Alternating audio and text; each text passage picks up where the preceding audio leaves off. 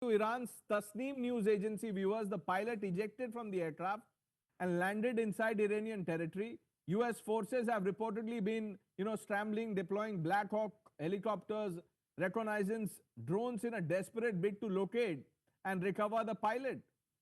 We are yet to hear anything from the Americans on this. No confirmation, no denial. But the question is, how will Donald Trump respond to this? When will he break silence? Is Trump losing the plot? Let's open this up. Abhijit stays on. Dr. Brahma Chalani joining us, Group Captain UK Devnath, and Lieutenant General Raj Shukla, and Sierra Claire, foreign policy analyst, also on the show. General Shukla, you know, apart from the mixed messaging, how do you see Trump sacking his top general? And now the latest, coming in from Iranian media that they have an American pilot in custody. There is no direct evidence so far, but the real point of worry for the Americans would be if the sacking is in any way connected to the to the Iran war. What one learns from American media is that there were some differences developing between Hegseth and Randy George over a period of time. By the way, Randy George is, one of those few American generals who's risen from private to a very distinguished four-star. He's come through the ranks, so it must be, utter competence. And those differences were over, promotions of officers of color, women. See, MAGA believes that the generals of the past have been woke, so they were encouraging diversity and, wokishness. And so they have sacked, while this may be news, they have sacked the chairman, Joint Chiefs of Staff. They've sacked a lady chief of the naval operations. They have sacked the boss of the DIA. They've sacked the vice chief of the air staff. So just as Z's on a roll there, Trump and Hegseth seem to be on a roll here. But what should really worry the Americans is, there have been some rumblings, even in the build up to the Iran war. There were leaks in the Washington Post to suggest that Dan Kane had said 5 to 6 days and no further. Certainly don't get into a ground war. And that Randy George heads the army. And if those differences pertain to the Iran war, this is a critical moment in the war. If I may just make one point, look at how the current administration is absolutely tolerant of hearing what people say is truth to power. H.R. McMaster, who later on became National Security Advisor in the Trump 1.0, as a colonel, as part of his PhD dissertation, had written a treatise called Dereliction of Duty as part of his formal PhD while in service.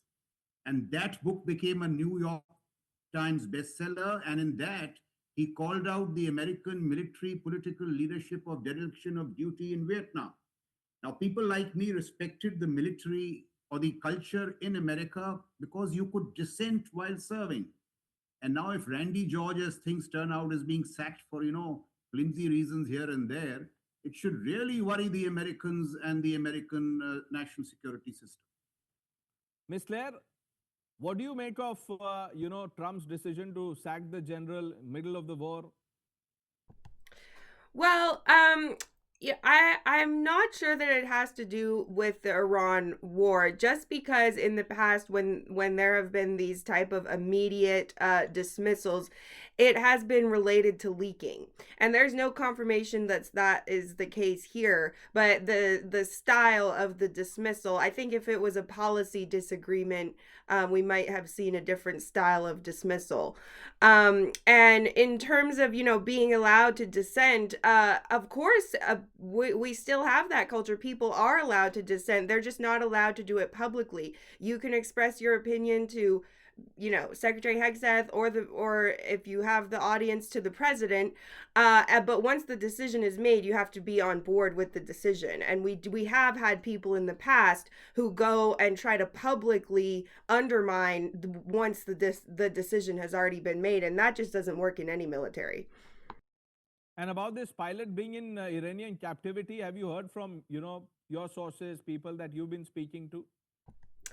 I haven't heard much about it, but I would say, with the track record of the Iranian regime's propaganda, I hesitate to I hesitate to put a lot of stock in what they're saying. It's very, it would be a very big deal if an American pilot was actually in captivity in Iran, and we haven't heard much about that here at all. So I'm wondering if that's Okay. specifically if that part is true.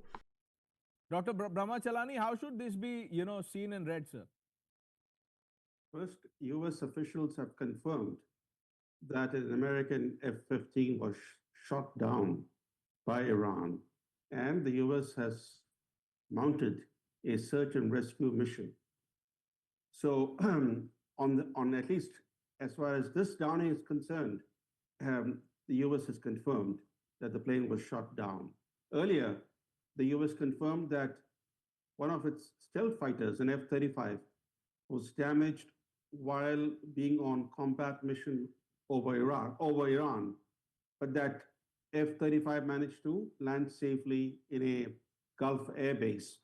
So at least there are two hits that the US has confirmed. We should keep in mind that both the US and Israel maintain military censorship on, on enemy hits.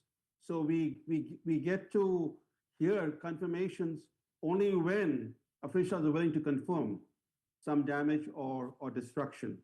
But I think the bigger issue is this, Pranesh, that the real question was never whether the US could cause large scale death and destruction in Iran through bombing raids.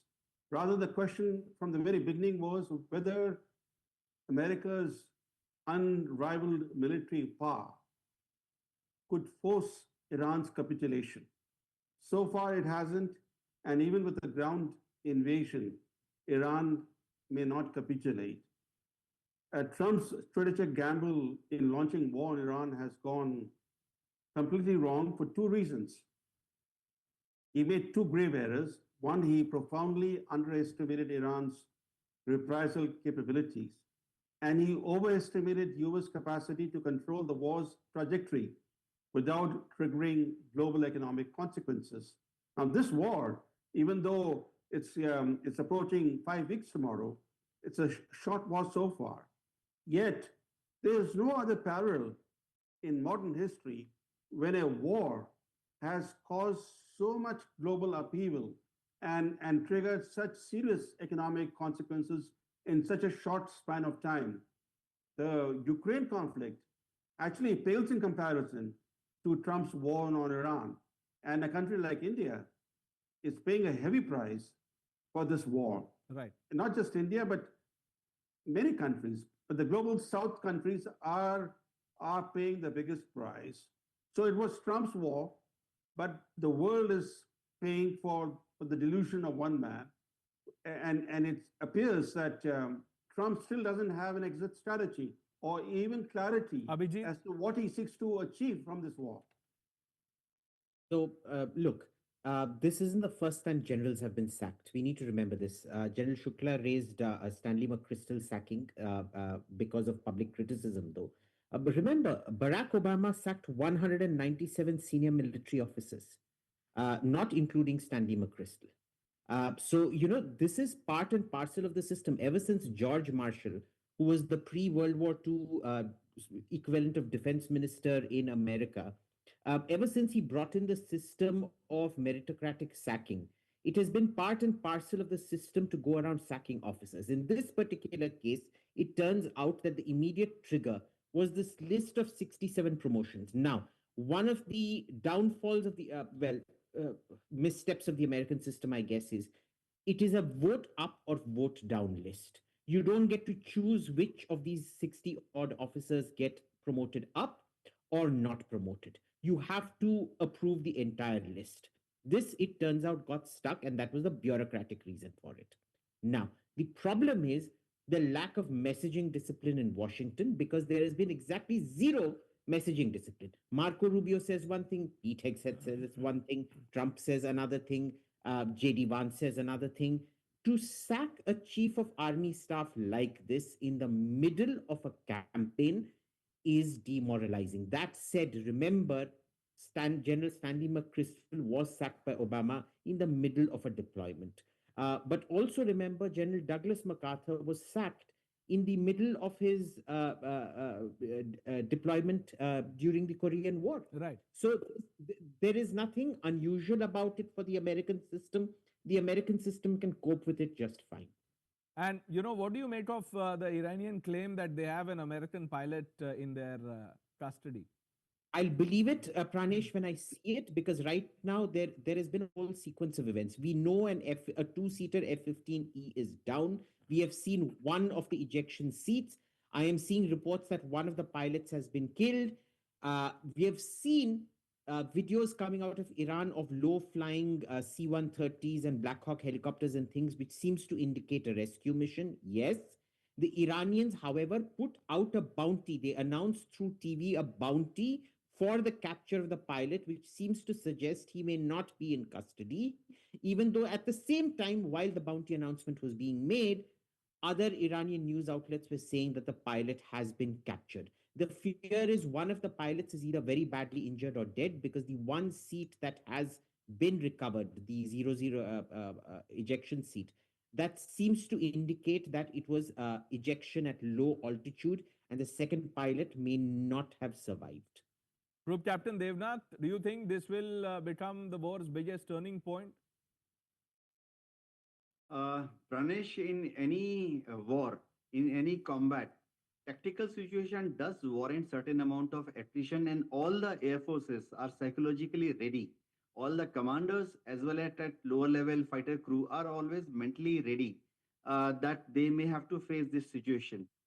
Before war, before any mission, the crew is briefed action to be taken in case they are shot down. So it doesn't actually affect the operational capabilities of that particular unit. Yes, to Iran, it will give a lot of propaganda advantage.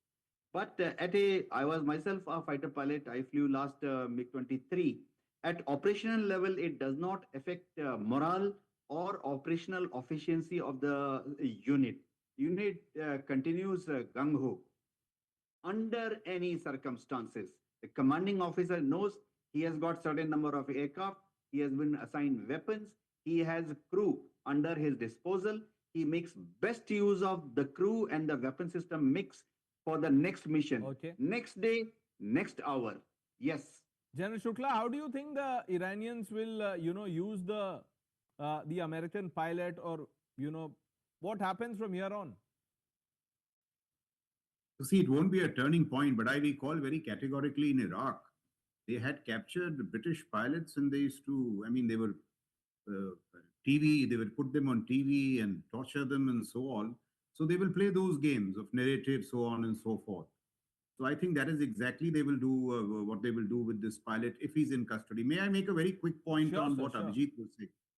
You see, American theories of civil military relations go as far to say that the civilian is right even when he is wrong. The civilian has a right to be wrong.